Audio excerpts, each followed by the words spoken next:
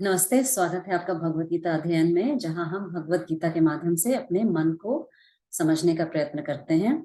तो हम स्टार्ट करते हैं गुरु ब्रह्मा के इन्वोकेशन से। हाथ जोड़ लीजिए। गुरु ब्रह्मा गुरु विष्णु गुरुर्देवो महेश्वरः, गुरु साक्षात् परब्रह्म तस्मै श्री गुरुवे नमः। एक हम रिकैप्स के साथ शुरू करेंगे। स्थितप्रज्ञस्य का भाषा समाधिस्तस्य केशवः, स्थितधीः किं प्रभाषेत् किम् आसीत व्रजेत किम्, प्रजहाति यदा कामान् सर्वान् पार्थमनोगतान्, आत्मनेवात्मना तुष्टः स्थितप्रज्ञस्तस्य उच्यते। दुःखेषु अनुद्विग्नमनाः सुखेषु विगतः स्पृहः, वीतरागभयक्रोधः स्थितधीमुनिरुच्यते। यः सर्वत्रानभिस्नेहः तत्प्रायः शुभाशुभम्, नाभिनन्दति न द्वेष्टि तस्य प्रज्ञा प्रतिष्ठिता। यदा संहरते चायं कूर्मोऽङ्गानीव सर्वशः, इन्द्रियाणि तस्य प्रज्ञा प्रतिष्ठिता। हाँ, तो भगवान ने हमको बताया था स्थित प्रज्ञ का क्या लक्षण है, क्योंकि अर्जुन ने उनसे प्रश्न पूछा था कि जो स्थित लोग होते हैं, जो ज्ञानी या जो जिनको एनलाइटमेंट मिल चुका होता है, उनको कैसे बैठते हैं, कैसे चलते हैं, कैसे बोलते हैं। तो भगवान ने एक सीरीज ऑफ उनके कैरेक्टरिस्टिक्स का वर्णन किया था। तो यही पिछले क्लास में हमने देखा था। अभी और आगे बढ़ते हैं, देखते हैं हमारा नेक्स्ट श्लोक का क्या बोलता है।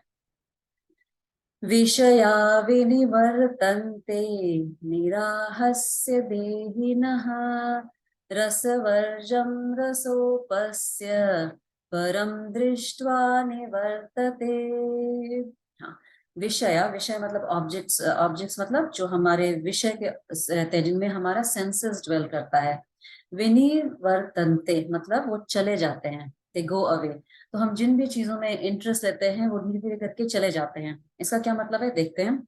निराहारस्य देहिनः, देहिनः मतलब वो ज्ञानी पर्सन या जो इवन जो साधक होते हैं, जो इस साधना के पथ पे होते हैं, वो निराहार बन जाते हैं। निराहार मतलब क्या होता है, वन हु डजंट ईट, जो भोजन नहीं लेता है। तो भगवान यहाँ पे थोड़ा स्लाइटली डिफरेंट टॉपिक ले रहे हैं, जिस which is helpful for a साधक। तो साधना के पथ में आपको ये काफी यूजफुल होगा। एंड भगवान ये बताने के प्रयत्न कर रहे हैं कि मास्टरी ओवर सेंसेस मतलब जो हमारी इंद्रियां हैं, उनके ऊपर हम कैसे उनके वश में नहीं आए, क्योंकि this is absolutely essential for progress and spiritual growth. So next 10 versus almost same topic पे ड्वेल करते हैं। Importance of controlling the sense organs, हमारे इंद्रियों को कैसे वश में करें, उनको इधर उधर भागने नहीं दें। जैसे घोड़े भाग जाते हैं इधर उधर, उनको हमको लगाम खींच के रखना पड़ता है, ठीक उसी तरह। तो हमारे फूड हम कैसे लेते हैं, हम कैसे भोजन ग्रहण करते हैं। एक तो मुंह से करते हैं नॉर्मल भोजन।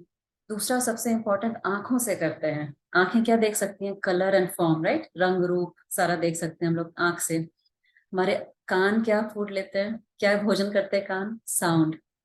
सो हम कॉन्स्टेंटली अपने आंख और कान को फीड कर रहे हैं। ओके, क्या हम देखते हैं, क्या हम सुनते हैं। निराहार यहाँ पे वो होता है जो जंक फूड नहीं खाता, not through the eyes not through the years. हाँ, जंक आईज के लिए जंक फूड क्या हो सकता है, उल्टी पुल्टी चीजें देखना है ना। कान के लिए क्या होता है, सब उल्टी पुल्टी चीजें सुनना है ना, गॉसिप सुनना, ये सब। तो इसके लिए भगवान बोलते हैं जो साधना के पथ पे होता है उनको थोड़ा रिस्ट्रेन करना चाहिए। तुम क्या देखते हो, क्या सुनते हो, उस पर बहुत ही नियंत्रण होना चाहिए। वही चीजों का पान करना चाहिए, भोजन करना चाहिए जो हमारी साधना के लिए के साथ में सहायक हो। ठीक है। तो भगवान नेक्स्ट लाइन में बोलते हैं रसवर्जम रसोपस्य, मतलब हम इवन दो इन सब से एब्सटेन कर लेते हैं। समझ लीजिए हम ऐसे बहुत सारे वायलेंट सीरियल्स नहीं देखते हैं, या जो भी हम गॉसिप नहीं सुनते हैं, लेकिन क्या होता है कि वो रस रह जाता है। हाँ, भले ही हम आउटर लेवल पे हम उसको कंट्रोल करना चाहते हैं, बट अंदर से टेस्ट रह जाता है वो चीज को पाने की। जैसे आप रसगुल्ला खाना छोड़ सकते हो, पर रसगुल्ला का टेस्ट रह जाता है। फिर अगर मान लीजिए आपको रसगुल्ला कोई प्रेजेंट किया तो मन करता है खाने का, है ना, क्योंकि मन में वो टेस्ट रह गया है।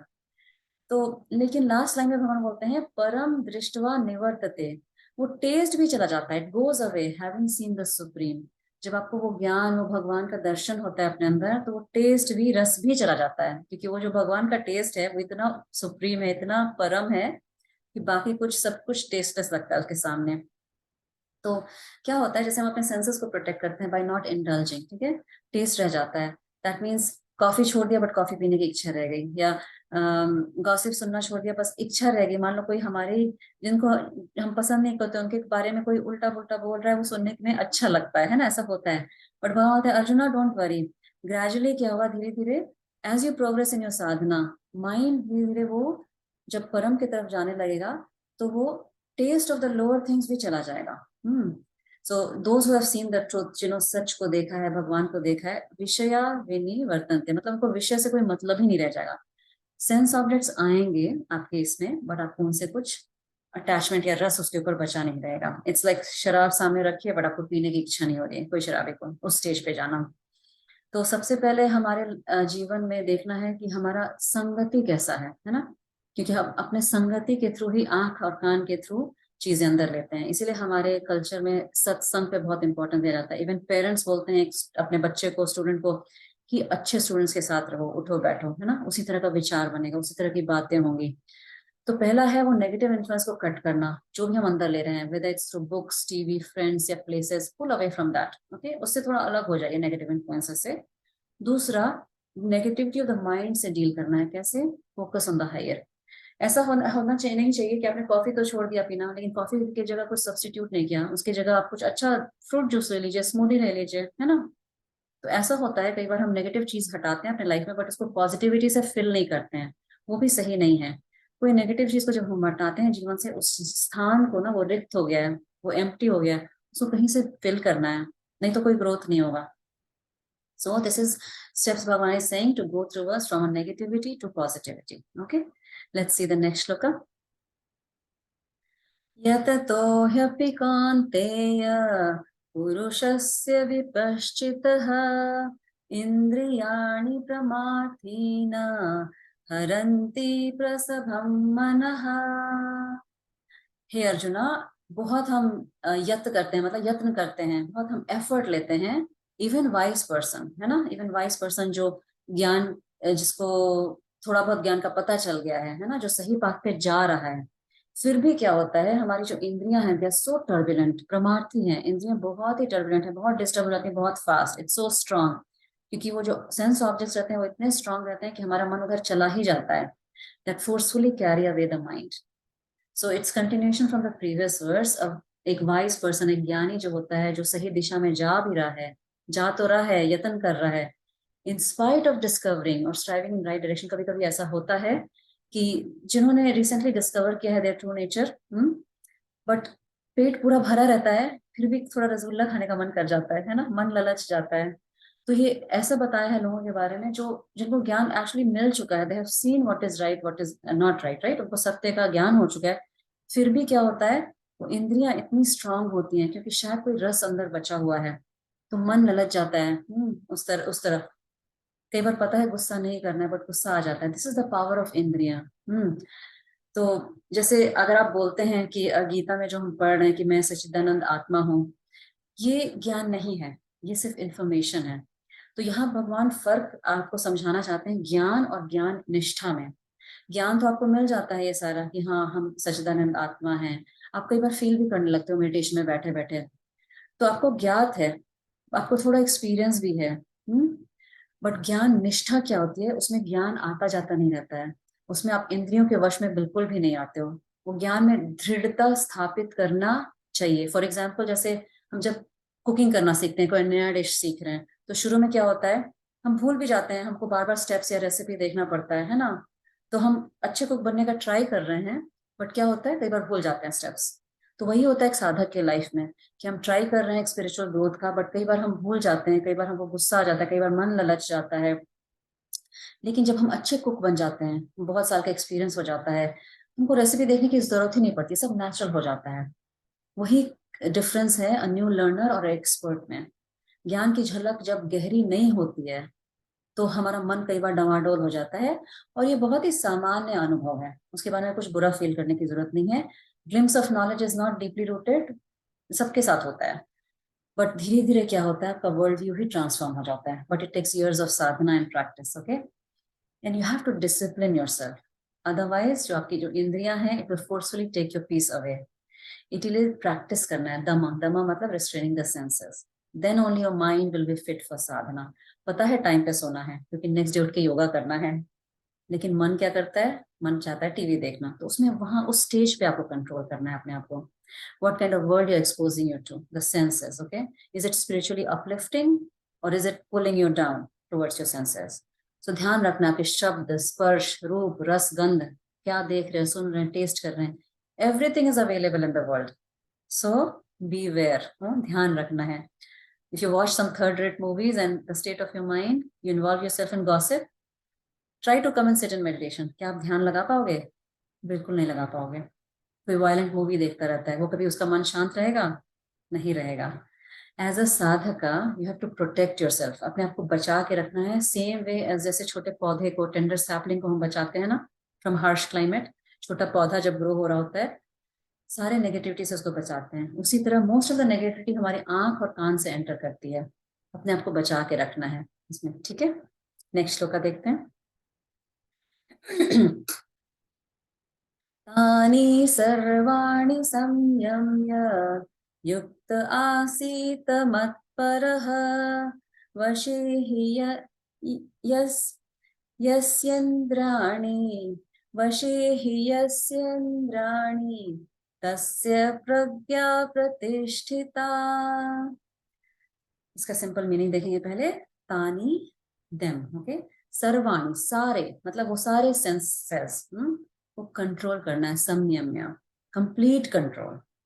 जनरली हम पार्शियली कंट्रोल करते हैं, थोड़ा ही कंट्रोल करते हैं, चलो थोड़ा देख लेते हैं, थोड़ा सुन लेते हैं, क्या फर्क पड़ता है, बट जो पूरी तरह कंट्रोल करता है, युक्त आसीत मत्परः, मतलब युक्त रहता है, one who is practicing yoga, ध्यान में रहता है। आसीत मतलब बेसिकली सीटेड होता है, बैठा रहता है, मत्परः मेरे ऊपर, उसका ध्यान हमेशा मेरे ऊपर रहता है। मेरे ऊपर मतलब भगवान बोल रहे हैं, मेरे ऊपर उसका ध्यान रहता है।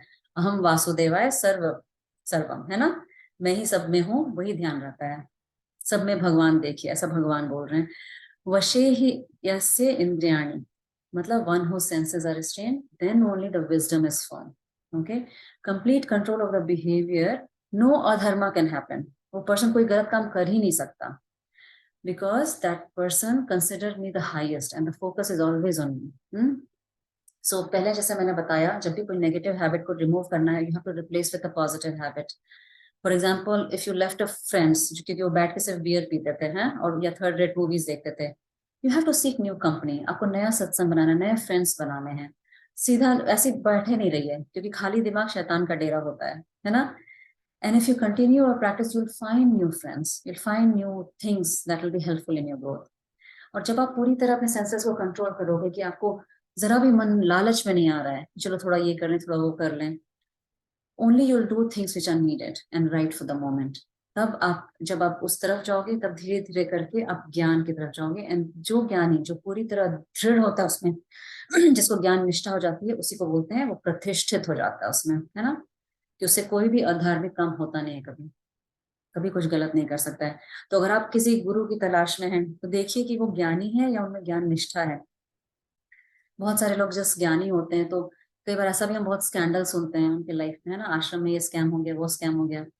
तो ध्यान रखिए आप किसको फॉलो कर रहे हैं।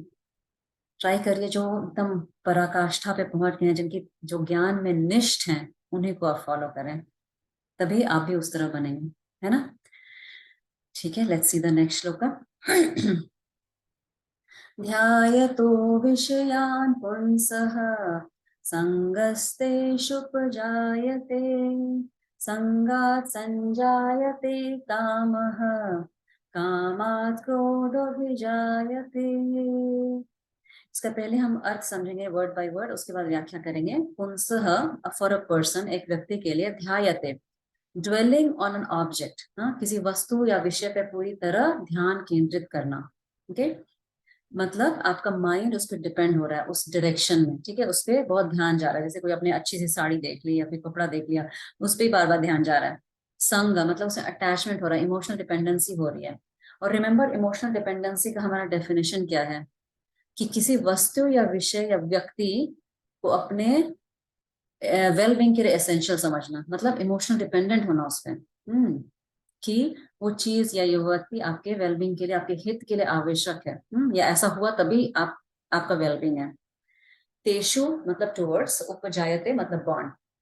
तो क्या किसका जन्म होता है? संग होता है। तो पहले हमारा ध्यान विषय पे जाता है, कोई चीज पसंद आ जाती है, उसमें हम सोचने लगते हैं उसके बारे में कि चाहिए, या फिर चलो हवाई घूमने जाना, फिर उसके बारे में सोच लेते हैं वहां जाएंगे तो ऐसा होगा वैसा होगा, उससे बहुत अटैचमेंट हो जाता है, उसी की तरफ हमारा ध्यान जाता रहता है ना। तो ये यहाँ पे भगवान एक्चुअली एक 8 स्टेप स्लिपरी स्लोप बता रहे हैं, जैसे कैसे हमारा मन हाईजैक हो जाता है कोई भी चीजों से। तो पहला स्टेप है ध्यायते, लुकिंग एट रसगुल्ला, ध्यान जाता है किसी चीज पे, हाँ, कि रसगुल्ला है वहां पे रखा हुआ। फिर सेकेंड स्टेप है संगह, मतलब attachment, that the rasgulla will make me happy, मैं खाऊंगा उसको तो मुझे अच्छा लगेगा। थर्ड स्टेप है काम, डिजायर, आई वॉन्ट इट।